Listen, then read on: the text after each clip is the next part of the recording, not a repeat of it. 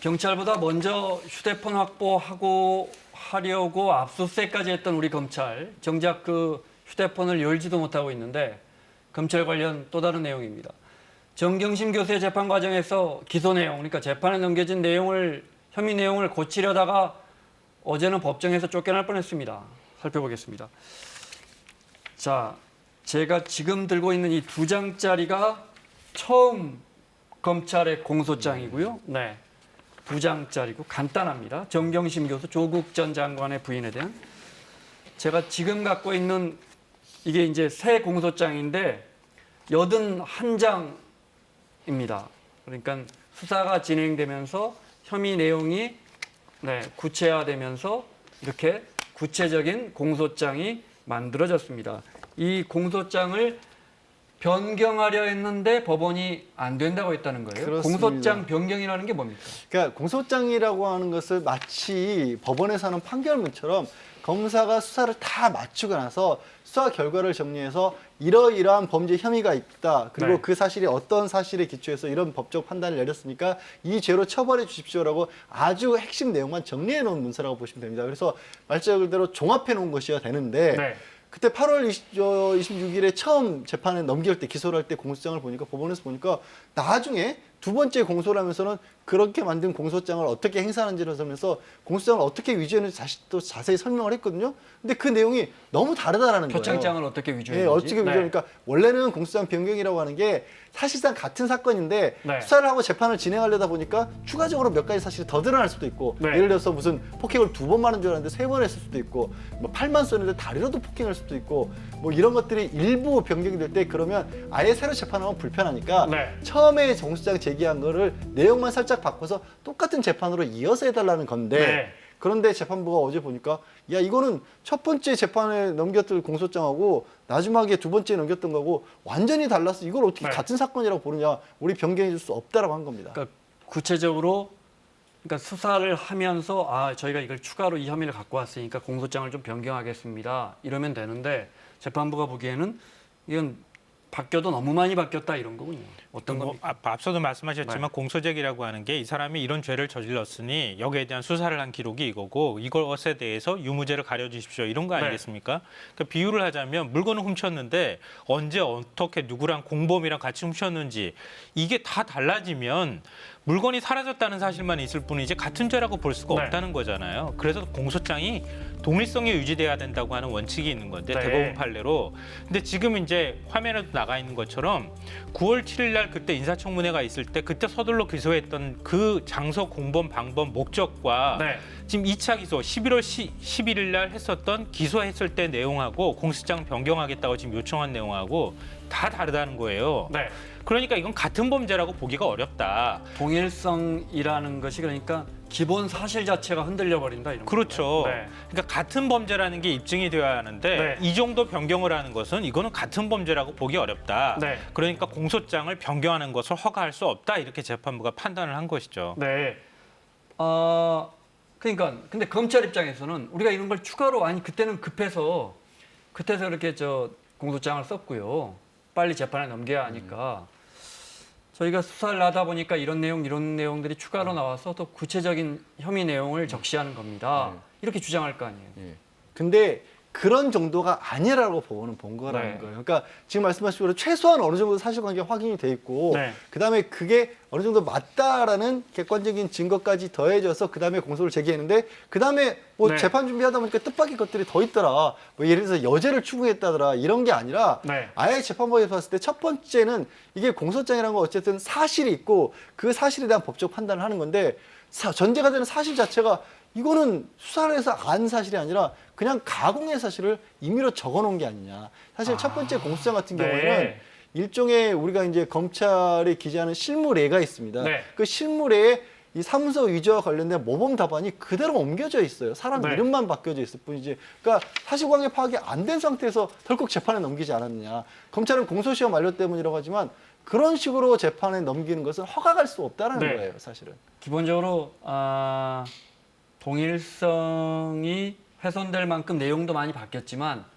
판사는 당시에 서둘러 정경심 교수를 재판에 넘기려고 검찰이 서두를 때 그때 공소장을 보니 재판에 넘길 만한 내용, 혐의 내용도 잘 몰랐으면서 서둘러 내놓고 일단 넘겨놓고 그 다음에 이렇게 갖고 오니 그렇죠. 그거는 문제가 있는 것 같다. 사실 당시는 피의자고 피고인에 대한 네. 소환 조사 한 번도 없이 재판에 넘겨진 거 아니겠습니까? 네. 그런데 명백한 증거가 있기 때문에 어쩔 수 없다 검찰은 그랬는데 드러난 사실을 보면 명백한 게 아니었던 거잖아요. 네, 그때 말씀하신 것처럼 조 전 장관의 청문회하던 날 검찰이 서둘러 공소장을 만들어서 그때도 논란이 됐었는데 잠깐 그때 영상 보겠습니다.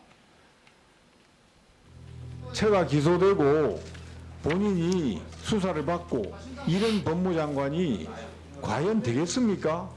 상식적으로 생각합시다. 검찰의 기소협을 가지고 들어와서 왜 그것을 의미가 없다라든지 하지 말자라든지 이런 말씀을 하시는 것 자체가 도대체 왜 거듭 말씀드리지만은 미래의 가정에 대해서 후보자는 답변을 신중하게 해야 됩니다.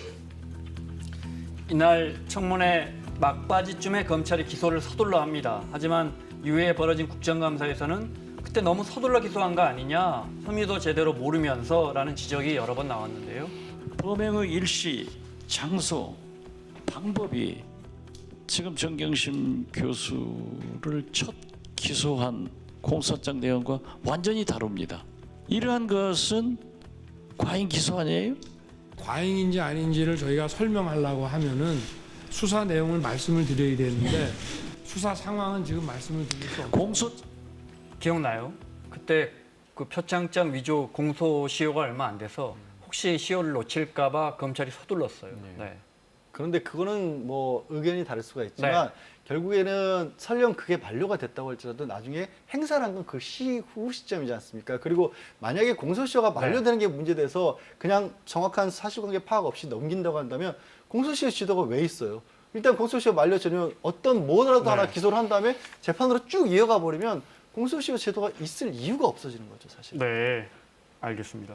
그 공소시효라는 게 표창장을 설령 위조했더라도 위조한 날부터 세는 게 아니고 그걸 행사한 날. 아니요. 네. 행사한 날은 행사죄로 별도로 처벌할 수가 있고 다른 그럴 얘기군요. 경우에는 위조했다는 걸 감안해서 처벌이 되기 때문에 네. 그거는 어떻게 보면 검찰 측의 주장이지만 반론이 충분히 가능하다는 얘기죠. 네. 이 문제로 어제 재판정에서 아주 이례적으로 검사와 판사가 고성이 오갔다고요. 네. 그러니까 뭐 우리가 지금 쭉 얘기했던 것처럼 판사가 이 지금 공소장 동일성의 원칙을 인정할 수 없다 이렇게 네. 얘기를 하니까 검사가 아니 똑같이 표창장을 위조한 사실은 똑같고 나머지 부수적인 사실만 지금 달라졌을 네. 뿐인데 왜 인정을 안 하느냐 이러다가 서로 고성이 오갔고 네. 재판부가 정 그렇게 검사도 그러면 틀릴 수 있는 거 아니냐 네. 만약에 부당하다고 생각하면 항소를 하거나 항고를 하면 되는 것 아니냐 이렇게 얘기를 하다가 결국은 이렇게 계속하다가는 퇴정 명령하겠다 이런 얘기까지 나왔습니다. 검찰은 이게 공소장 못 바꿀 거라고는 예상을 못했나 봐요. 검찰은 아마 그랬던 것 같은데요. 근데 사실 그동안에 공소장이 너무 첫 번에 기소했을 때 공소장이 너무 부실했다고 하는 얘기들이 네. 계속 있었거든요. 그러니까 검찰 입장에서도 그러니까 그 온 나라를 뒤집었던 그 사건의 공소장이 단 2장이고 앞장은 사실은 피고인 관련 사항이고 사실은 엄밀히 말하면 한 장입니다. 네, 그러니까 다시 한번 볼 수 있을까요? 네. 자, 이렇게 볼까요? 네. 제대로 수사하지 않은 상황에서 네. 기소를 했던 거다. 인사청문 과정에 있는 후보, 인사청문회 당일날 이런 식으로 늦은 밤에 기소를 하는 게 어딨냐라고 하는 지적이 네. 있었는데 검찰도 이걸 어떻게 해서든 공소장 변경을 하고 싶은 마음이 있을 텐데 문제는 뭐냐면은 자, 이게 처음에 낸 공소장 단 한 장짜리입니다. 네. 만약에 공소장 변경을 재판부가 허가하지 않으면 네. 검찰 입장에서는 무리하게 이거 기소했다, 네. 의도적으로 기소했던 거 아니냐라고 하는 비판에 직면할 수 있기 때문에 검찰이 이런 사실을 예측할 수 있었다 하더라도 지금 계속 공소장 변경을 요청하는 상황이 돼버린 거죠. 네. 어제 얼마나 이 감정적으로 판사와 검사가 격앙됐는지 재판부가 피고인을 향해 보석 청구를 검토해 보라 이런 식의 이야기를 했다고요? 그러니까 공판 준비 기일이었고 네. 세 번째 공판 준비 기일이었습니다. 이게 구속된 지 한 달이 지난 상황이거든요. 네.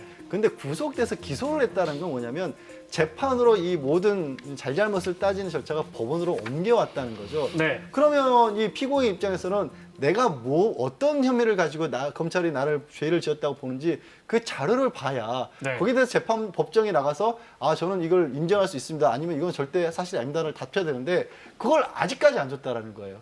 원래 검찰 입장에서는 피의 사실을 잘 숨깁니까? 아니면 알려줘야 합니까? 원래 당신은 이런 혐의를 받고 있어. 원래 형사소송법상 네. 기소한 이후에는 증거 기록을 열람 등사하도록 해줘라고 법에 돼 있고 네. 예외적으로 수사에 크게 지장이 있을 경우에는 미룰 수 있다고 돼 있는데 그 원칙에 해당하는지를 첫 번째 공판 기일부터 재판부가 그게 예외 사유 하는지 지금 해명해 봐라고 했고 적부만 해명이 안 되니까 네. 완전히 날짜를 지정해서 이걸 열람 등사 해주라 했는데 세 번째 재판 기일까지 안 자, 해준 그러니까 겁니다. 간단히요. 양 변호사 보시기에 검찰이 지나치게 정 교수의 혐의를 피의자인 정 교수에게 숨기고 있습니까? 피고인이죠. 아, 피고인이죠. 이미. 네. 그리고 한 달째 기소가 돼서 수용돼 있으면 네.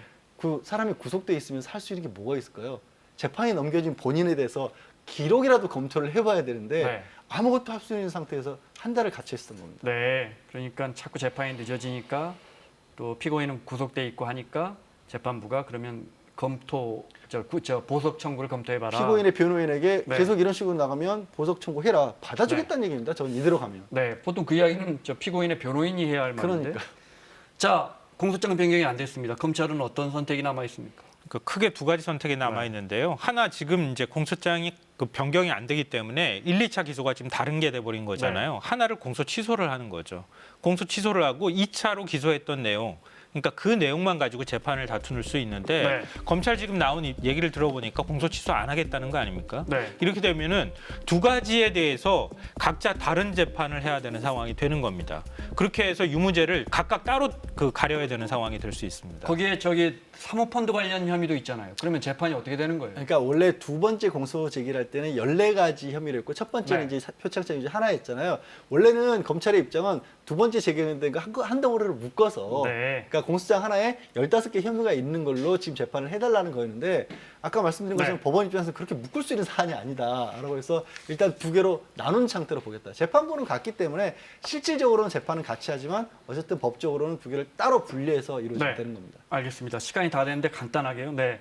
조 전 장관 관련해서 안에 지금 오늘 논의한 정경심 교수 건도 있고 그다음에 지금 김기현 울산시장 건, 유재수 전 금감원 국장 건, 그 이제 수사 무마했다는 의혹 세 건 중에 굳이 비교를 하자면 어떤 게 제일 큰 건입니까? 아무튼 직권남용 혐의가 걸려 있는 유재수 전 그게 제일 부시장 문제가 네. 더 혐의가 중하지 않을까 싶습니다. 양변 어떻게 네, 보세요? 감찰 무마 쪽이 법적으로는 왜냐하면 그건 권력형 네. 비리가 되죠. 네, 알겠습니다. 자, 마무리하겠습니다. 양재일 변호사, 김성환 평론가 수고하셨고요. 사사건건 내일은 이상민, 권성동 의원과 함께 돌아오겠습니다. 고맙습니다.